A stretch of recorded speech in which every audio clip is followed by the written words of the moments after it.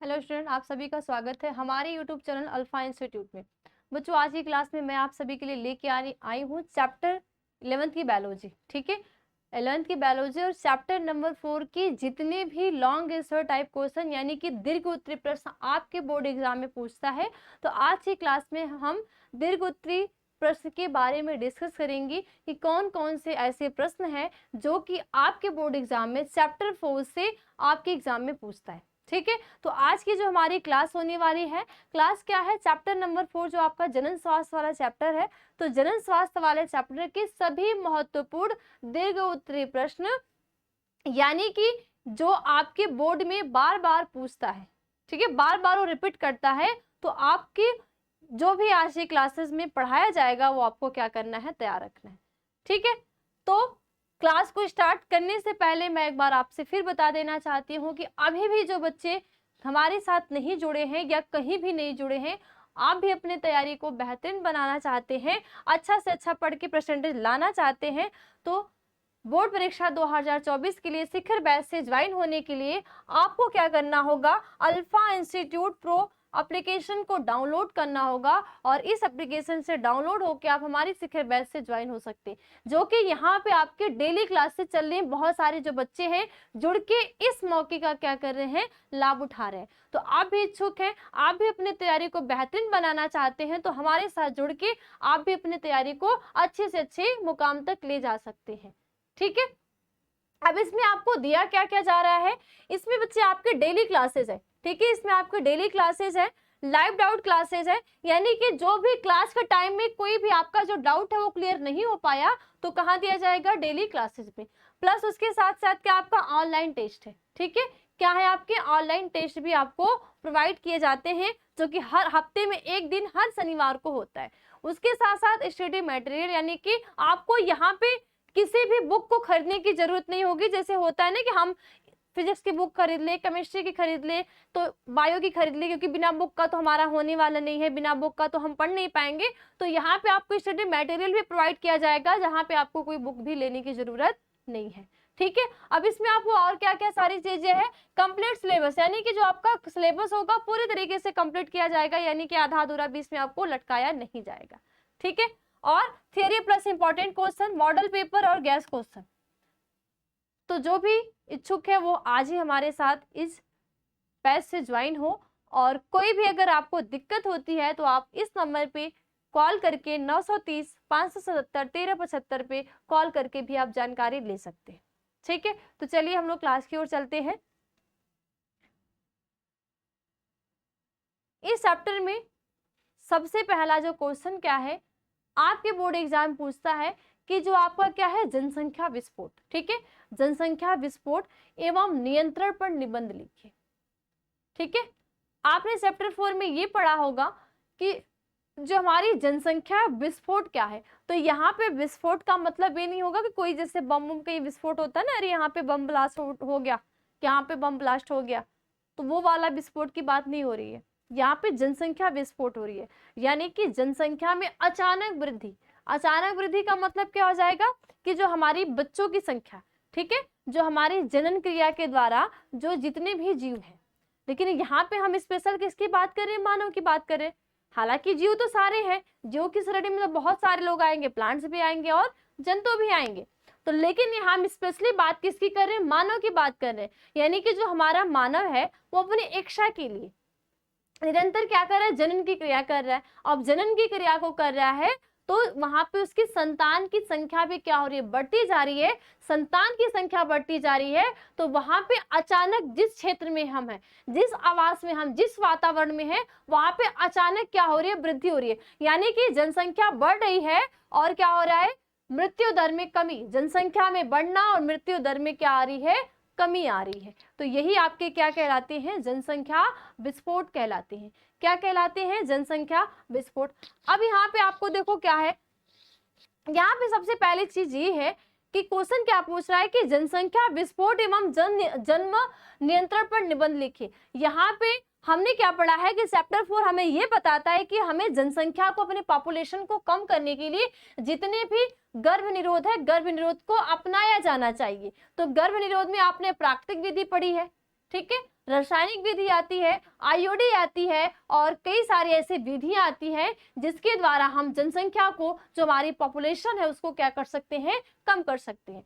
Answer में आप क्या लिखोगे कि जनसंख्या विस्फोट प्रायः मृत्यु दर में कमी और कभी कभी जन्म दर में तीव्र वृद्धि के कारण किसी स्थान विशेष की जनसंख्या में आकस्मिक तथा तीव्र विस्तार जनसंख्या विस्फोट कहलाता है। एग्जाम्पल आप इसको कैसे समझेंगे, यानी कि देखो यहाँ पे ये एक ऐसा परिवार है, ठीक है, इस परिवार में ये क्या, इसका एक आवास है, रहने का आवास है, ठीक है।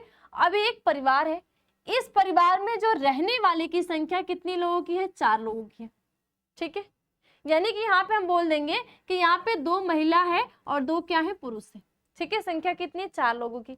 या हम ये बोल सकते हैं यहाँ पे हमारे क्या है, दादा दादी है, ठीक है, दादा दादी और हमारे क्या है, मम्मी पापा। ओके, अब दादा दादी ने क्या किया, अपने संतान को बढ़ाया, संतान में भाई हमारे कौन आ गए, मम्मी पापा आ गए। अब ये मम्मी पापा क्या करेंगे, भाई इनको भी तो इच्छा है, क्योंकि हर एक पेरेंट्स को या हर एक दंपति को इच्छा होती है कि हमारे भी प्यारे प्यारे क्या हो, बच्चे हों। अब ये दोनों कपल्स क्या करेंगे, प्यारे प्यारे अपने बच्चे की इच्छा को पूर्ति के लिए क्या करेंगे, रिप्रोडक्शन की क्रिया करेंगे और रिप्रोडक्शन की क्रिया के बाद एक प्यारे प्यारे शिशु को क्या करेंगे, जन्म देंगे, ठीक है। तो मान लो ये 2 लोग क्या किए, इन्होंने 4 बच्चे को पैदा कर लिया, है ना। कितने बच्चे को पैदा कर लिया, 4 बच्चे को पैदा कर लिया। अब इनके जो भी बच्चे आएंगे उनसे भी संख्या मान लो कितनी बढ़ जाएगी, 8 बढ़ गई, ठीक है। तो यहाँ पे जो हमारा रहने का आवास है ये तो नहीं ना बढ़ा, ध्यान देना, जनसंख्या बढ़ रही है लेकिन आवास नहीं बढ़ रहा है। अब यहाँ पे इनकी जो आय है, इनकी आय क्या है, कम है, यानी कि नॉर्मल है। जब इन्होंने 2 बच्चे पैदा किया या 4 बच्चे इन्होंने पैदा किया, ठीक है, ये मान लो 2 बच्चे इन्होंने पैदा किया, तो इन्होंने अपने बच्चे का पालन पोषण जो बोलते हैं, पढ़ाई लिखाई, वो अच्छे तरीके से इन्होंने किया। लेकिन जैसे इन्होंने और इनकी इच्छा बढ़ती गई कि नहीं हमारा भी बहुत बड़ा एक व्यापार होगा, हमारा भी जगह जगह नाम होगा, ठीक है, हमारे 5-6 बच्चे होंगे, तो एक बच्चा कुछ और गवर्नमेंट जॉब करेगा, तो कुछ प्राइवेट जॉब करेगा, तो कुछ घर को संभालेगा, कुछ ये करेगा वह करेगा, सबकी अलग अलग इच्छा होती है। तो अपनी इच्छा पूर्ति के लिए उन्होंने क्या किया, ढेर सारे बच्चों को, यानी कि 5 से 6 बच्चों को पैदा कर लिया। यानी कि इनकी कंडीशन क्या है, रहने की भी जगह नहीं है, ठीक है, और इनकी बच्चों को पालन पोषण की कैपेसिटी नहीं है, लेकिन ये संख्या क्या कर रहे हैं, बढ़ाते जा रहे हैं और यहाँ पे इनकी डेथ भी नहीं हो रही है, ठीक है। तो यहीं पे होगा कि मृत्यु दर में कमी और कभी कभी जन्म दर में तीव्र वृद्धि के कारण किसी स्थान में विशेष जनसंख्या में आकस्मिक तथा तीव्र निरंतर जनसंख्या क्या कहलाती है, जनसंख्या विस्फोट कहलाती है।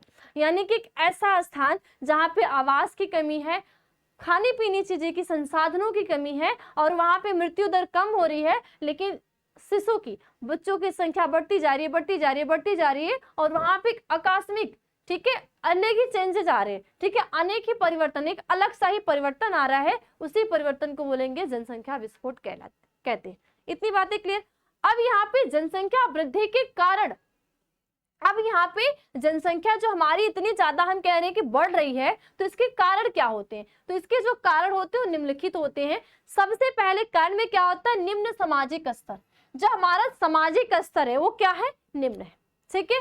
उसके बाद क्या है, निरक्षरता, ठीक है, निरक्षरता का मतलब कि कम पढ़े लिखे होना, ठीक है, जो उसको बोलते हैं अनपढ़, ठीक है, यानी कि उनमें पढ़े लिखे नहीं है, उनको ज्ञान नहीं है। अगर वो भी पढ़े लिखे रहते तो जो आज हम इस चैप्टर को पढ़ रहे हैं, इस चैप्टर से हमें जागरूकता मिल रही है, ठीक है, हमें पता चल रहा है कि नहीं हमें भी अपने फ्यूचर को, हमें भी अपने देश को क्या करना है, संवारना है। तो संवारना है तो जो हमारा चैप्टर 4 बोल रहा है उसके अकॉर्डिंग क्या करना है, हमें चलना है, ठीक है। तो कितने बच्चे चलेंगे इसके अकॉर्डिंग कमेंट करके बताना, ठीक है, कमेंट में जरूर लिखो कि कितने कितने बच्चे जो है चैप्टर 4 को फॉलो करेंगे हमारे देश के फ्यूचर को बनाने के लिए, ताकि जो जितने भी बच्चे आए या जितने भी लोग हैं उनके पास आवास के, संसाधन की, इन सारी चीजों की क्या हो, कमी ना हो, ठीक है। आप देखो सामाजिक रीति रिवाज, साथ साथ यहाँ पे जनसंख्या वृद्धि बढ़ने के कारण क्या है, सामाजिक रीति रिवाज। अब सामाजिक रीति रिवाज में जैसे क्या हुआ, मान लो एक कपल्स है, ठीक है, एक दंपति हैं, उन्होंने क्या किया कि लड़की पैदा कर लिया, ठीक है। तो आज के हमारे समाज में लड़कियों की कम वरीयता दी जाती है और लड़कों को ज्यादा, ठीक है, यानी कि सबकी इच्छा है, सब चाहते हैं कि हमारे घर में लड़का हो लड़की ना हो। लड़की ना होने के लिए जो आपने चैप्टर 4 में ही आपने ये पढ़ा था सगर्भता यानी कि एमटीपी, जिसमें आपने उल भेदन की क्रिया को पढ़ा होगा, जिसमें आप ये देखते हो कि उल भेदन के द्वारा बच्चे की लिंग जांच की पता चलती है, साथ साथ बच्चे का आनुवंशिक विकार पता चलता है। लेकिन जो हमारा परिवार कल्याण नियोजन था, इन्होंने क्या किया था कि एक सेप्टे के लिए, एक सही तरीके के लिए इस जांच की शुरुआत की थी। लेकिन जो हमारा मनुष्य है, ठीक है, जो मानव है, इतनी ज्यादा चालाक है कि उन्हें क्या करने लगा, इसका गलत यूज करने लगे, और गलत यूज करने से लिंग जांच करने लगे। और लिंग जांच से अगर लड़की हुई तो उस बेचारे लड़की को दुनिया में आने से पहले ही क्या कर दिया जा रहा है, मार दिया जा रहा है। इसीलिए इस क्या किया, इस उल भेदन की जो एमनियोसेंटेसिस की क्रिया है, उस क्रिया को क्या कर दिया गया, रोक दिया गया। ठीक है, तो यहाँ पे सामाजिक रीति रिवाज, यानी कि मान लो एक घर में 2 लड़की हो गई तो उनको क्या चाहिए, लड़का चाहिए, और लड़का के चक्कर में 4 से 5 लड़कियां होती गई। तो ये हमारी क्या है, जनसंख्या में विकास होता गया, वृद्धि होता गया, है ना। तो यहाँ पे थोड़ी सी अपनी सोच को भी ये रखना है, अगर यहाँ पे जो हमारे पेरेंट्स होते हैं या जो दंपति होते हैं शिक्षित होते, तो वो कहते हैं कि लड़के और लड़की में कोई भी भेद नहीं है। तो यहाँ पे सामाजिक रीति रिवाज भी होता है कि नहीं, हाँ लड़के किसी किसी घर में तो होता है कि नहीं, लड़की चाहिए तो चाहिए, लड़की आए या ना आए लेकिन लड़का चाहिए। ठीक है, और क्या होगा, कम आयु में विवाह, साथ साथ क्या हो जाएगा, कम आयु में विवाह, यानी कि हमारी जो चाहे लड़का हो चाहे लड़की है, उसकी कम एज में वो पूरी तरीके से विकसित ही नहीं हुए, वो अपने बारे में अच्छे से जाने ही नहीं है। चैप्टर 3 आपको क्या बताता है, अपने बारे में जानने को बताता है। पूरा चैप्टर यही है कि चाहे लड़का होगा चाहे लड़की होगी, वो अपने बारे में जानेगी, जागरूक होगी कि हमारे शरीर में कैसे कैसे समय समय पे कैसे कैसे परिवर्तन आ रहे हैं। ठीक है, चैप्टर 3 ये बताता है। तो यहाँ पे क्या हो जाएगा, कम आयु में विवाह, यानी कि हमारे पास वो नॉलेज ही नहीं है और कम आयु में क्या कर दी जा रही है, विवाह कर दी जा रही है। और विवाह करने के ये भी कारण है कि जनसंख्या ज्यादा से ज्यादा बढ़ रही है। और क्या, आपका मृत्यु दर में निरंतर कमी, साथ साथ जन्म दर में वृद्धि हो रही है, लेकिन लोगों की डेथ क्या हो रही है, कम हो रही है। तो ये भी जनसंख्या विस्फोट के कारण है। ठीक है, तो आपके बोर्ड एग्जाम में आएगा तो ये आप क्या कर देना, लिख देना। चैप्टर 4 को रटना नहीं है, समझना है। और चैप्टर 3 और चैप्टर 4 को अगर आप थोड़ा सा एक बार सीरियस होके पढ़ लोगे तो मुझे नहीं लगता कि आपको बार बार उसको उठाने की जरूरत है, क्योंकि चैप्टर 3 आपको अपने में आए हुए चेंजेस, आपके शरीर में क्या क्या चेंजेस हो रहे हैं वो बता रहा है। ठीक है, और चैप्टर 4 क्या कर रहा है कि जो हमारे समाज में हो रहा है, ठीक है, उस समाज को बता रहा है कि नहीं हमारे समाज में क्या क्या हो रहा है, उसको कैसे हमें कंट्रोल करना है। ठीक है, अब आगे क्या होगा, आगे क्या लिखेंगे, अब इसमें क्या है, जनसंख्या विस्फोट पर नियंत्रण। अब हमने क्या बोला कि जनसंख्या विस्फोट पे जो आपका आएगा निबंध, तो उसमें आपको जनसंख्या विस्फोट की डिफिनेशन लिखनी होगी।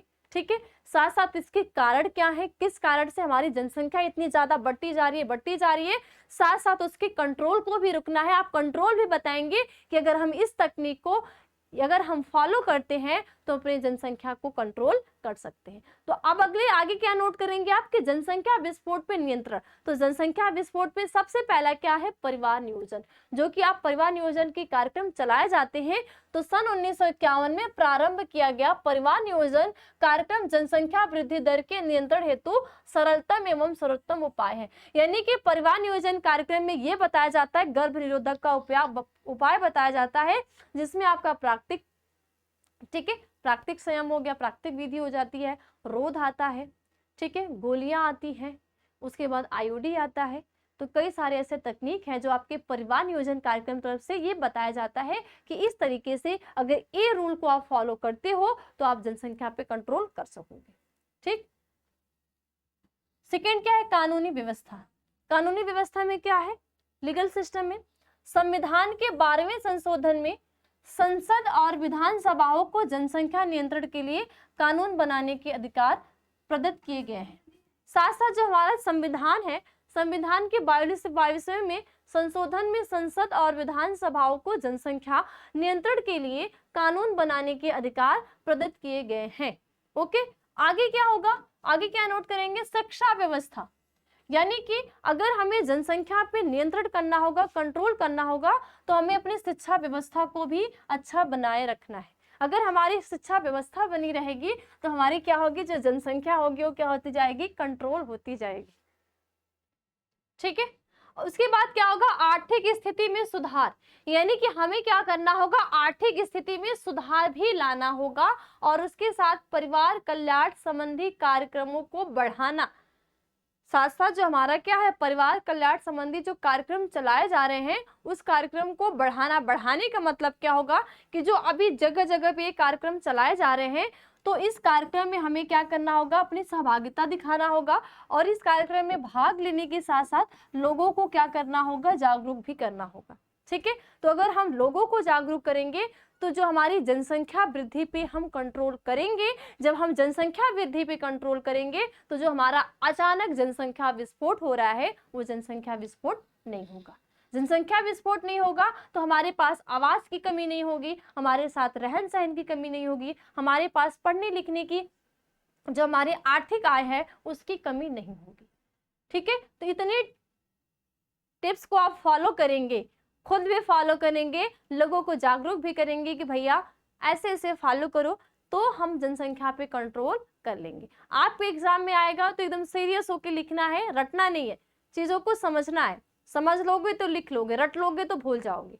ठीक है, तो मेरा एक ही उद्देश्य है, कोई चीज रटो मत, समझो और खुद से लिखने की प्रैक्टिस करो, क्योंकि जो तुम खुद बेस्ट लिख सकते हो कोई नहीं तुम्हें दे सकता। क्योंकि जो आप लिखोगे वो अपने समझ के अनुसार लिखोगे, जो आप अपने समाज में देख रहे हो, जो आपने अनुभव किया वो अपने अनुभव के अनुसार लिखोगे। ठीक है, तो पढ़ो सबका, लेकिन लिखने की एक अलग ही अपनी क्षमता बनाओ। धीरे धीरे नहीं हो रहा है, धीरे धीरे प्रैक्टिस करो और आगे चल के आप लिखना स्टार्ट कर दोगे। ठीक है, आगे नेक्स्ट क्वेश्चन क्या है, जनसंख्या विस्फोट से आप क्या समझते हैं और जनसंख्या विस्फोट के परिणामों की विवेचना कीजिए। ये भी आपके बोर्ड एग्जाम में पूछता है। आपके बोर्ड एग्जाम में जनसंख्या विस्फोट पे निबंध लिखने के लिए आता है, तो जनसंख्या विस्फोट पे निबंध में आप जनसंख्या विस्फोट की डिफिनेशन लिखेंगे, उसके कारण लिखेंगे और उसके कंट्रोल को लिखेंगे। ठीक है, इन सारी चीजों को आप अगर लिखते हो तो आपको 5 नंबर मिल जाएंगे। अब आपका जो अगला क्वेश्चन क्या है, जनसंख्या विस्फोट से आप क्या समझते हैं और जनसंख्या विस्फोट के परिणामों की विवेचना कीजिए। यानी कि जो हमारी जनसंख्या विस्फोट है आपने क्या समझा, तो अपने समझ को यहाँ पे इसको क्या करना है, लिखना है। तो आंसर में आप क्या लिखेंगे, जनसंख्या विस्फोट के परिणाम। तो जनसंख्या विस्फोट के परिणाम क्या होते हैं, खाद्य आपूर्ति की समस्या। ठीक है, यहाँ पे क्या हो जाएगा, खाद्य आपूर्ति की समस्या। यानी कि अगर हमारी जनसंख्या यहाँ पे बढ़ती जाएगी तो हमें खाद्य आपूर्ति की क्या होगी, यहाँ पे समस्या होगी। यानी कि खाने पीने की चीजों में हमें क्या हो जाएगी, कमी हो जाएगी, क्योंकि हमारी भाई पृथ्वी तो बढ़ नहीं रही है। ठीक है, जिस वातावरण में हमें वो तो बढ़ नहीं रही है, बस हमारी जनसंख्या क्या हो रही है, बढ़ती जा रही है। ठीक है, जहाँ 4 लोग खाने में इजी से खा लेंगे, आसानी से खा लेंगे, वहां पे संख्या 8 हो जाएगी तो क्या होगी, दिक्कत तो होगी। ठीक है, साथ साथ आवास की समस्या। ठीक है, अब मान लो जैसे जिस घर में हम किसी भी फैमिली से बिलोंग करते हो तो हमारा घर तो रोज बनता नहीं है ना, हमारे घर की आय भी तो हमेशा नहीं बढ़ रही है। क्या पता हमारी घर की आय क्या हो, बहुत कम हो, लेकिन हमारे घर में बच्चों की संख्या बढ़ती जा रही है, तो हमें रहने सहने की यानी कि आवास की भी कमी हो जाएगी, साथ साथ खाद की आपूर्ति यानी खाने पीने की चीजों में भी कमी आ जाएगी। ठीक है, साथ साथ शिक्षा की व्यवस्था की समस्या है, यानी कि अगर कम बच्चे होंगे, ठीक है, अगर कम बच्चे होंगे तो हमारे पेरेंट्स होंगे वो अच्छे स्कूल में हमें पढ़ाएंगे, अगर ज्यादा बच्चे होंगे तो हमें क्या करेंगे कि नॉर्मल स्कूल में डाल देंगे। ठीक है, तो यहाँ पे हो जाएगी शिक्षा की व्यवस्था की समस्या, यानी कि शिक्षा में भी वो पूरी तरीके से जो एक शिक्षा देना चाहिए लोग बच्चों को वो भी क्या कर पाएंगे, वो नहीं दे पाएंगे। ठीक है, साथ साथ रोजगार की समस्या, जनसंख्या बढ़ती जाएगी तो रोजगार की भी क्या हो जाएगी, समस्या होगी। तो जनसंख्या विस्फोट के सारे आपके क्या है, परिणाम होते हैं। ठीक है, यही आपके परिणाम है कि अगर जनसंख्या बढ़ेगी हमारी तो हमें खाद्य आपूर्ति की समस्या होगी, हमें आवास की समस्या होगी, हमें शिक्षा व्यवस्था की समस्या होगी, साथ साथ हमें रोजगार की भी समस्या होगी। तो इन सारी चीजों को हमें दूर रखने के लिए जो हमारा कार्यक्रम चलाया जा रहा है उस कार्यक्रम में हमें क्या करना है, पार्टिसिपेट करना है, भाग लेना है और उस कार्यक्रम को आगे भी चलाने के लिए जागरूक करना है लोगों को। और जागरूक करने का मतलब ये नहीं कि हम दूसरों को जागरूक कर दें और खुद जागरूक ना हो, तो खुद भी अपने लाइफ में उसको धारण करना, अपने व्यवहार में उतारना है और कोशिश करें आप कि आप लोगों के व्यवहार में भी उसको उतारें। ठीक है, आगे आगे क्या होगा, स्वास्थ्य एवं चिकित्सीय सेवा समस्या। साथ साथ अगर संख्या ज्यादा होगी तो वहां पे किसी भी बच्चे को दिक्कत होगी तो वहां पे स्वास्थ्य एवं चिकित्सीय सेवा समस्या भी होगी। ठीक है, कितने डॉक्टर कितने लोगों को देखेंगे, दिक्कत ही होती जाएगी, उतनी वो चीजें तो अवेलेबल होनी चाहिए। और क्या होगा, प्राकृतिक संसाधनों की समस्या, साथ साथ प्राकृतिक संसाधनों की क्या होगी, समस्या होगी। अब प्राकृतिक संसाधनों की समस्या कैसे होगी, जैसे हमारे घर में जनसंख्या बढ़ती जा रही है तो हमारे घर में भी तो बच्चे बड़े होंगे। ठीक है, हमारे मान लो हमारे जो पेरेंट्स थे, हम लोग 4 से 5 भाई है। ठीक है, अब 4 से 5 जो हम लोग भाई है, हम भी बड़े होंगे, हमारी भी शादी ब्याह होगा तो हमारे भी बच्चे होंगे, तो उनके रहने के लिए हमें क्या आवास तो बनाना होगा। तो हम क्या करें, जंगलों की कटाई कर रहे हैं। ठीक है, जंगलों की कटाई करके जो आवास बन रहे हैं, तो जैसे ही जंगलों की कटाई हो रही है तो वहां पे हमें संसाधनों की भी क्या हो रही है, समस्या हो रही है।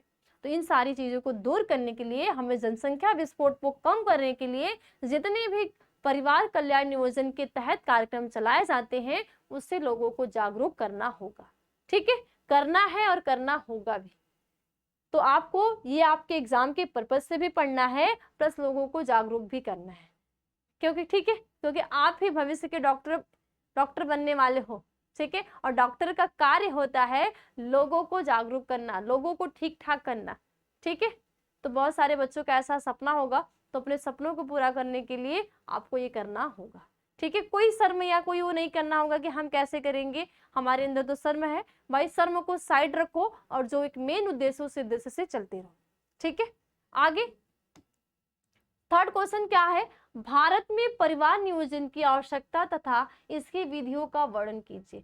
अब यहाँ पे जो हमारा भारत है, भारत में परिवार नियोजन की जो आवश्यकता क्यों पड़ी और इसकी क्या विधियां हैं। ठीक है, तो आवश्यकता क्यों पड़ी, क्योंकि जो हमारी जनसंख्या इतनी ज्यादा बढ़ रही है तो आवास की कमी आ रही है, प्राकृतिक संसाधनों की कमी आ रही है, शिक्षा व्यवस्था की कमी आ रही है। ठीक है, और बहुत सारे जो ऐसी कमी है वो क्या आ रहे हैं, कमी आ रहे हैं। तो इस कमी को दूर करने के लिए इसके कई सारे विधि अपनाए गए हैं जो कि आपको इसमें वर्णन करना। अगर आपके एग्जाम में ये आए तो आपको इसी तरीके से क्या करना है, लिखना है। तो उत्तर में आप क्या लिखेंगे, परिवार नियोजन की आवश्यकता, यानी क्यों आवश्यकता पड़ी। तो सबसे पहले आप क्या लिखोगे, छोटा परिवार सुखी परिवार। कहते हैं ना कि छोटा परिवार क्या है, सुखी परिवार। एग्जाम्पल जैसे आपके आस पड़ोसी लोग होंगे, आप अपने घर में 2 भाई बहन होंगे। ठीक है, और आपके बगल वाला परिवार में, बगल वाला पड़ोसी में जो होंगे, कोई ऐसे दंपति होंगे जिनके 4 बच्चे होंगे, है ना। तो 2 बच्चे अच्छे से उनका पालन पोषण होगा, अच्छे से खाए पिएंगे, अच्छे से उनकी पढ़ाई लिखाई होगी, वो अच्छे स्कूल में पढ़ेंगे। और जिस घर में 4 बच्चे होंगे वहां पे 4 में क्या हो जाएगा, बट्टा जाएगा, तो वहां पे क्या होगी, कमी होगी। ठीक है, तो छोटा परिवार सुखी परिवार। छोटा परिवार सुखी परिवार में क्या है कि परिवार में माता पिता को, ठीक है, प्रत्येक परिवार में माता पिता को अपने बच्चों का लालन पालन करना होता है। ये तो सही बात है, क्योंकि हमारा लालन पालन कौन करते हैं, हमारे माता पिता ही तो करते हैं। तो प्रत्येक परिवार में माता पिता को अपने बच्चों का लालन पालन करना होता है। माता पिता यह कार्य अपनी आय के अनुसार एक निश्चित सीमा में ही कर पाते हैं। अब भाई जो हमारे पेरेंट्स की जो कैपेसिटी होगी, वो कैपेसिटी के अनुसार ही हमारा पालन पोषण करेंगे। अब उनकी कैपेसिटी आय, मान लो उनकी आय अच्छी नहीं है तो हमें अच्छे स्कूल में नहीं पढ़ा सकते, उनकी आय अच्छी नहीं तो हमें अच्छे से अच्छे कपड़े पहनने के लिए नहीं दे सकते। उनकी जितनी कैपेसिटी होगी उस कैपेसिटी के अनुसार ही क्या करेंगे, वो करेंगे। यदि परिवार बड़ा होगा तो बच्चों को सुविधाएं कम प्राप्त होंगी, इसीलिए बोला जाता है कि छोटा परिवार सुखी परिवार। अगर छोटा परिवार होगा तो परिवार क्या होगा, सुखी होगा। और अगर परिवार ज्यादा होगा, ठीक है, तो वहां पे बच्चों को सुविधाओं की कम प्राप्ति होगी, यानी कि खाने पीने की चीजों में कमी, पहनने ओढ़ने की चीजों में कमी, और शिक्षा व्यवस्था में भी क्या होगी, कमी होगी। ठीक है, तो ये इस विधि का योजना की आवश्यकता है। आगे क्या है, पालन पोषण का प्रभाव। अब पालन पोषण का प्रभाव यानी कि इफेक्ट ऑफ डेवलपमेंट। तो प्रत्येक व्यक्ति का व्यक्तित्व अलग अलग होता है, सही बात है। हर एक व्यक्ति की जो मानसिकता है वो मानसिकता एक जैसी नहीं होती, हमारी जो सोच है, हमारी सोच भी एक जैसी नहीं होती है। तो प्रत्येक व्यक्ति का व्यक्तित्व अलग अलग होता है, उसके पालन एवं पोषण पर निर्भर करता है। और उसका डिपेंड किस पे करेगा, उसके पालन और पोषण पे कि कैसे कैसे उसका पालन और पोषण हुआ है। ठीक है, भारत सरकार ने इस योजना के क्रियान्वयन के लिए हम दो हमारे दो का नारा दिया है। इसका प्रचार सरकार ने अभी सभी क्षेत्रों जैसे सड़कों, सिनेमाघरों, चलचित्र, रेडियो, टेलीविजन आदि पर किया है, जिससे प्रत्येक परिवार में संतान उत्पत्ति की दर 2 संतान तक ही सीमित हो जाए। यानी कि पालन पोषण का प्रभाव, जब बच्चे ज्यादा बढ़ रहे हैं तो पालन पोषण में क्या हो रही है, प्रभाव पड़ रहा है। यानी कि बच्चे का पालन पोषण, बच्चे की शिक्षा की व्यवस्था सही तरीके से नहीं हो रही है। तो इसीलिए हमारी जो भारत सरकार ने क्या दिया है, नारा दिया है कि हम दो हमारे दो, यानी कि हम भी दो रहेंगे और हमारे भी दो रहेंगे। और आने वाला टाइम में क्या हो जाएगा, शायद हो भी गया है कि हम दो हमारे एक। ठीक है, क्योंकि इतनी ज्यादा क्या हो रही है, जनसंख्या बढ़ रही है, तो हम दो हमारे दो का भी लालन पालन होने वाला नहीं है। तो आने वाले टाइम में यही हो जाएगा कि हम दो हमारे, या तो लड़का या तो लड़की। तो जो चाह रखते हैं कि नहीं हमें लड़का चाहिए, तो ये भी चाह क्या हो जाएगी, खत्म होगी धीरे धीरे, अगर हम अपने व्यवहार पे कंट्रोल नहीं करेंगे तब। ठीक है, तो ये कंडीशन आने में बहुत देर नहीं लगेगी। तो इसका नारा देने के लिए, इसको प्रचार प्रसार के लिए जो हमारी गवर्नमेंट ने क्या किया है कि जितने भी हमारे क्या होते हैं, सड़क पे आपने देखा होगा कि बैनर लगे होते हैं जिसपे लिखा होता है, यानी कि एक पेरेंट्स होते हैं, एक मम्मी और पापा होते हैं, और इसमें 2 बच्चे यानी कि एक लड़का और एक लड़की होता है, जिसमें होता है कि हम दो हमारे दो।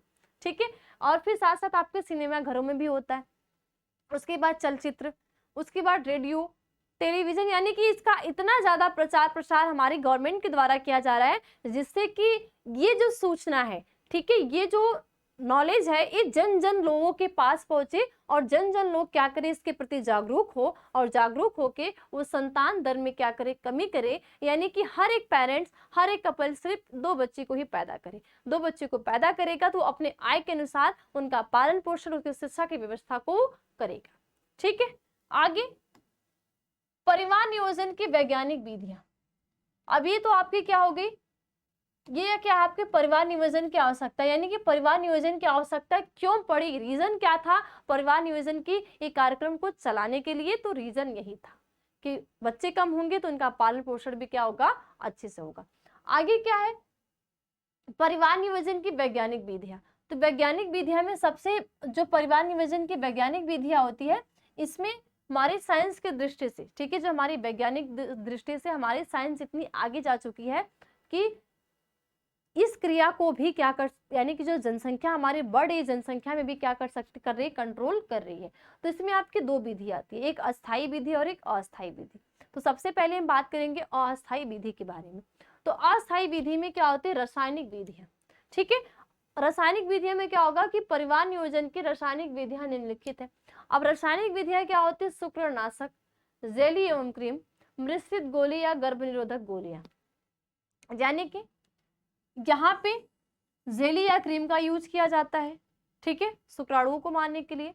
शुक्रनाशक का यूज किया जाता है, ठीक है, साथ साथ मिश्रित गोली या गर्भ निरोधक गोलियां, जिसमें आपका एस्ट्रोजन और प्रोजेस्टेरोन से मिक्स दोनों हार्मोन से गोली बनाई जाती है, जिसका नाम होता है मालाडी और क्या होता है, सहेली। कुछ इसमें से एक गोली जो होती है हफ्ते में 1 दिन ली जाती है, और कुछ गोली जो होती है जो हमारा पीरियड, यानी कि जो हमारा मासिक धर्म स्टार्ट होता है, तो मासिक धर्म के पहले दिन से लेके 21 दिन तक ये गोली खाई जाती है। तो इस गोली से खाने से अंडोत्सर्ग यानी अंडे का निर्माण ही नहीं होता।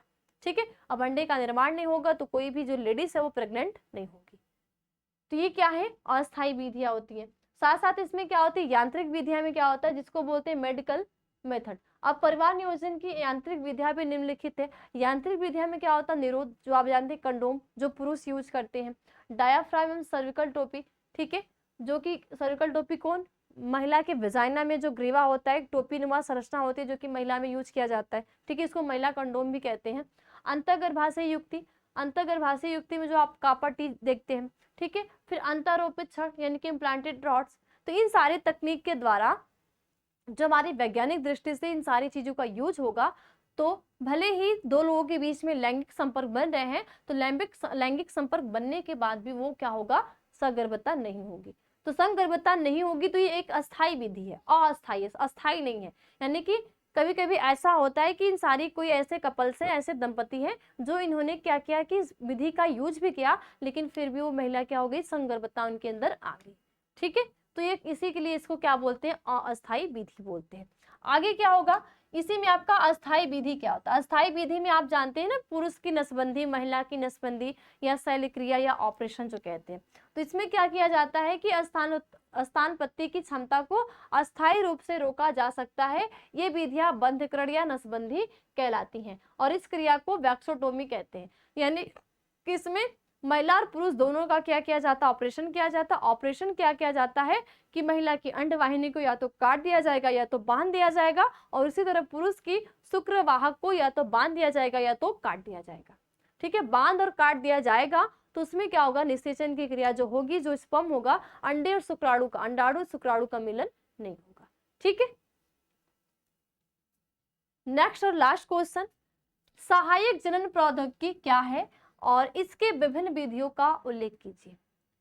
अब सहायक जनन प्रौद्योगिकी क्या होती है, यानी कि ART के द्वारा एक ऐसी एक तकनीक है, ऐसे दंपति जिसमें कोई भी कमी हो, ठीक है, या तो जन्मजात हो सकती है या खान पान पे डिपेंड कर सकती है, जो भी कमी हो उस कमी को हम दवा से नहीं ठीक कर सकते।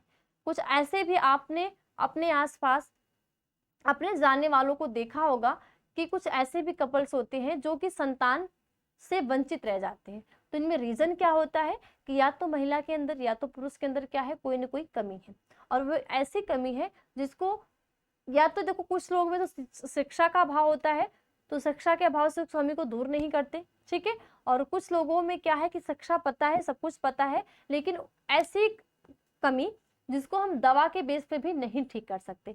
तो ART के द्वारा हमारी वैज्ञानिक दृष्टिकोण से ऐसे दंपति को माता पिता बनाया जाता है। तो इसमें कई सारी तकनीक आती है और उस तकनीक को क्या बोलते हैं, सहायक जनन प्रौद्योगिकी, ठीक है, यानी कि एसोसिएटेड रिप्रोडक्टिव टेक्निक, या इसको शॉर्ट में ART बोलते हैं। इसमें क्या होता है, यह उत्कृष्ट तकनीक है जिनके द्वारा दंपति में बंधता का निवारण किया जाता है। यानी कि ऐसे दंपति, चाहे महिला या पुरुष, कोई भी कारण है, या जिसको बोलते हैं बांझपन होता है ना, हमारे समाज में बोला जाता है कि किसी भी महिला को अगर लड़की नहीं हो रही है, बच्चा नहीं हो रहा है, तो बोला जाता है बांझ है। ठीक है, तो बांझ होने का रीजन क्या है, जरूरी नहीं है कि सिर्फ महिला ही बांझ होती है। हमारे समाज में सिर्फ औरत को कोसा जाता है, तो सिर्फ लड़की ही बंध नहीं होती, ठीक है, औरत ही बंध नहीं होती, बांझपन नहीं होता, पुरुष भी बंधे होता है, पुरुष में भी बांझपन होता है, कमी महिला और पुरुष दोनों भी हो सकती है। लेकिन हमारे समाज में शिक्षा की कमी की वजह से हमेशा महिलाओं को क्या किया जाता है, कोसा जाता है। तो चैप्टर 4 यही आपको बताएगा कि जिसको नहीं पता है, तो आप इस चैप्टर को पढ़ने का एक उद्देश्य, आपके 12th के सिलेबस में डालने का उद्देश्य यही है, क्योंकि आपका 12th के बाद जब आप जाते हैं तो एक अलग ही आपकी दुनिया स्टार्ट होती है। ठीक है, थोड़ी सी आपके अंदर मैच्योरिटी आती है। तो यही स्टेज होता है आपके अंदर मैच्योरिटी आने का, कि आप कैसे वातावरण में रह रहे हैं, क्या चीज को धारण कर रहे हैं। ठीक है, तो यही उद्देश्य है आपके 12th के सिलेबस में इस चैप्टर को डालने का। तो अगर आपको पता रहेगा तो कोई भी, आज आप भी क्या होंगे कल के टाइम में, ठीक है, भविष्य के क्या है, माता पिता बनेंगे। तो माता पिता बनेंगे तो आप में भी किसी भी आपकी, चाहे महिला में या पुरुष में कमी होगी, तो कोई एक दूसरे को कुछ कहेगा नहीं, ठीक है, क्योंकि कमी दोनों में हो सकती है। ओके, अब क्या होगा, इसमें क्या होता है कि ये तकनीकें सहायक जनन प्रौद्योगिकी कहलाती है, और सहायक जनन प्रौद्योगिकी की विधियां, ये विधियां निम्न है।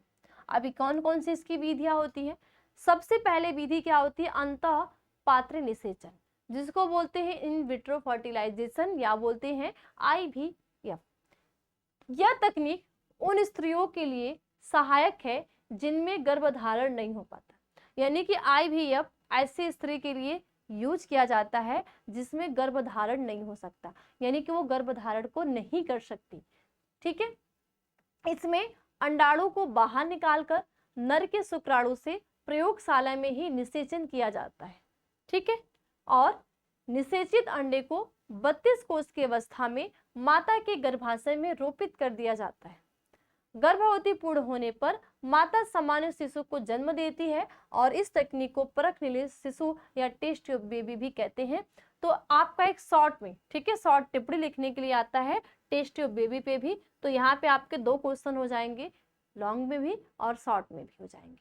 ठीक है, अब इसमें क्या होगा कि ये जो विधि होगी ऐसी महिला के लिए यूज किया जाएगी जो महिला गर्भधारण को नहीं कर सकती। गर्भधारण का मतलब क्या होगा कि उसका जो यूट्रस होगा, उसके यूट्रस में कोई दिक्कत नहीं है, लेकिन उसका जो अंडवाहिनी होगा उसमें क्या होगी, दिक्कत होगी, यानी कि वो निषेचन योग्य वातावरण नहीं दे सकती।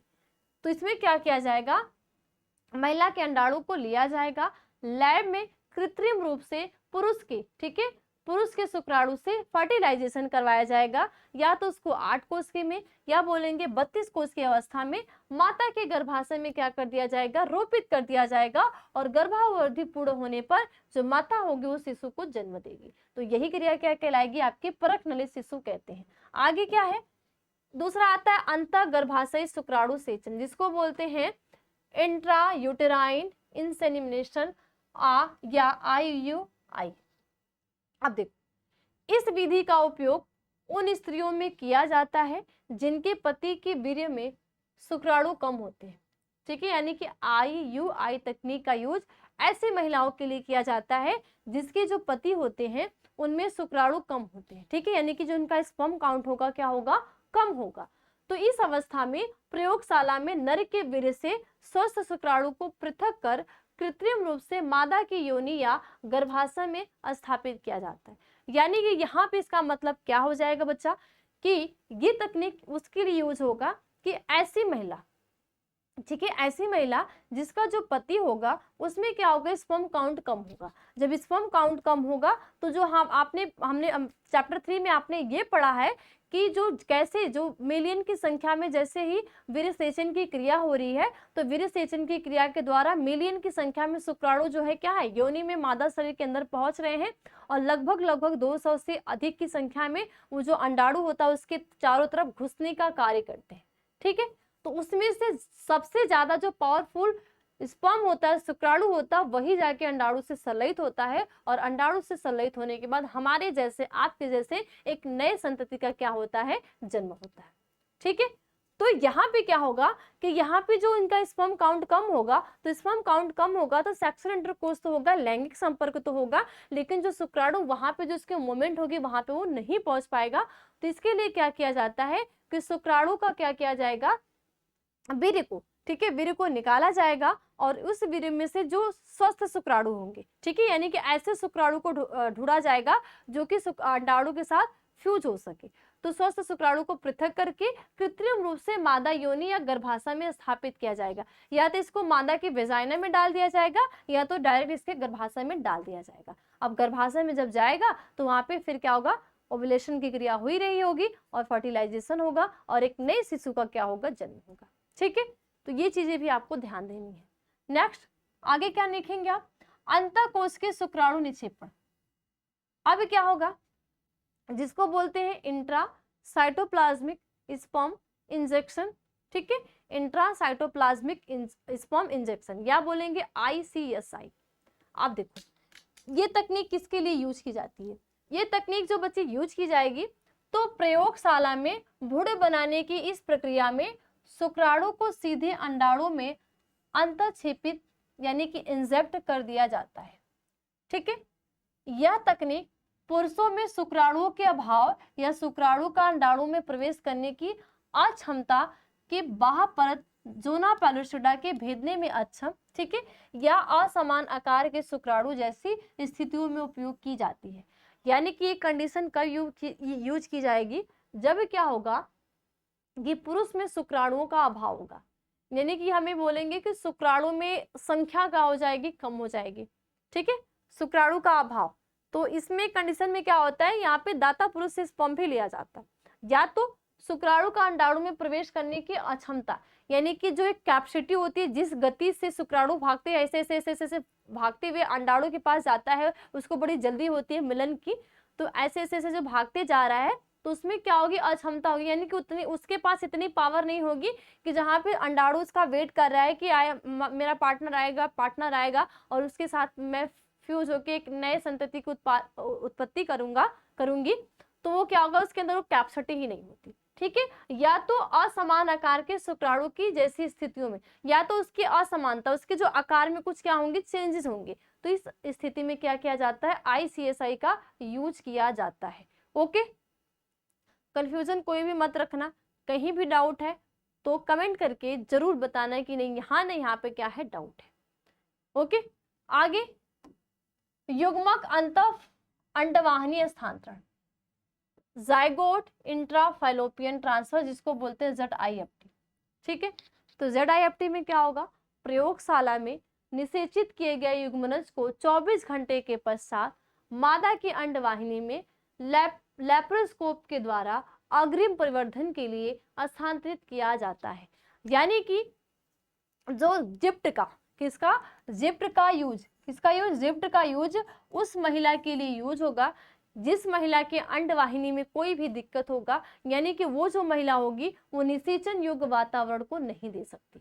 ठीक है, निषेचन योग्य वातावरण को जब वो नहीं देगी तो वहां पे क्या किया जाएगा, महिला के अंडाणु को और शुक्राणु को लैब में ही दोनों को निषेचित किया जाएगा और 24 घंटे के बाद जो जाइगोट बनेगा उसको मादा की अंडवाहिनी में लैप्रोस्कोप के द्वारा उसको रोपित कर दिया जाएगा। उसके बाद उस जाइगोट का क्या होगा, परिवर्धन होगा और परिवर्धन से एक शिशु का क्या होगा, जन्म होगा। ठीक है, आगे क्या होगा, युग्मक अंत अंडवाहिनी स्थानांतरण यानी कि गैमेट इंट्राफैलोपियन ट्रांसफर, जिसको बोलते हैं गिफ्ट। तो इस विधि का प्रयोग उन स्त्रियों में किया जाता है जिनमें अंडाणु नहीं बनता। गिफ्ट में समझ रहे हैं आप कि गिफ्ट देना। ठीक है, गिफ्ट हम उसको देते हैं जो हमारे बहुत ही क्या होते हैं, प्रिय होते हैं, चहेते होते हैं। ठीक है, अब वो कोई भी हो सकता है। ठीक है, आपके मम्मी भी हो सकते हैं, आपके भाई भी हो सकते हैं, बहन भी हो सकती है, आपके फ्रेंड भी हो सकते हैं, कोई भी हो सकता है। अब यहाँ पे ये तकनीक जो गिफ्ट का यूज किया जाएगा, एक ऐसी तकनीक का यूज उस महिला में किया जाएगा जिस महिला की जो क्या होगा, अंडाणु का निर्माण ही नहीं होगा। ठीक है, यानी कि वो एक को ही नहीं बनाएगी। जब एक को नहीं बनाएगी तो अंडोत्सर्ग की क्रिया को भी नहीं होगी। तो इस कंडीशन में क्या किया जाता है, दाता महिला को अंडाणु को लिया जाता है और उस मादा की योनि में डाला जाता है और फिर स्पर्म पहुंचेगा, फर्टिलाइजेशन होगा और एक नए शिशु का क्या होगा, जन्म होगा। ठीक है, तो इस चारों जो जितने भी आपके चारे क्वेश्चन है आपके बोर्ड एग्जाम में पूछता है तो आपको सीरियस होके यहाँ पे इसको तैयार रखना है। साथ साथ यही चारों क्वेश्चन से आपके शॉर्ट आंसर भी आते हैं, लॉन्ग आंसर भी आते हैं, सब्जेक्टिव भी आते हैं। तो अगर मैं आपको गारंटी दे रही हूँ कि अगर आप इसको सीरियस होके तैयार कर लिए तो अगर इससे आपके शॉर्ट आएंगे, ऑब्जेक्टिव आएंगे, सब्जेक्टिव आएंगे तो आप कहीं भी फंसेंगे नहीं, एकदम बेफिक्र से खुशी मन से एग्जाम में पेपर देख के क्या हो जाएंगे, खुश हो जाएंगे। ठीक है, तो आप सारे को ये क्वेश्चन आपको तैयार रखने हैं, साथ साथ खुद भी पढ़ना है और जो भी बच्चे इससे अभी वंचित है तो अपने फ्रेंड्स में इसको शेयर भी करना है। ठीक है, ये आपको काम करने हैं क्योंकि सिर्फ अपना भला नहीं देखना है, दूसरों का भी भला देखना है। ठीक है, और फिर कोई भी अगर दिक्कत होती है तो कमेंट में बता सकते हैं कि यहाँ पे क्या है दिक्कत है। तो बस आज की क्लास में इतना ही। फिर मैं आऊंगी आप सभी के लिए लेके एक नए टॉपिक के साथ जो कि आपके बोर्ड एग्जाम के लिए होगा। ठीक है, तो आप सभी लोगों का दिल से धन्यवाद मेरे साथ इतने टाइम तक क्लास में बने रहने के लिए। ठीक है, फिर आएंगे अगले दिन, तब तक के लिए धन्यवाद, बाय बाय।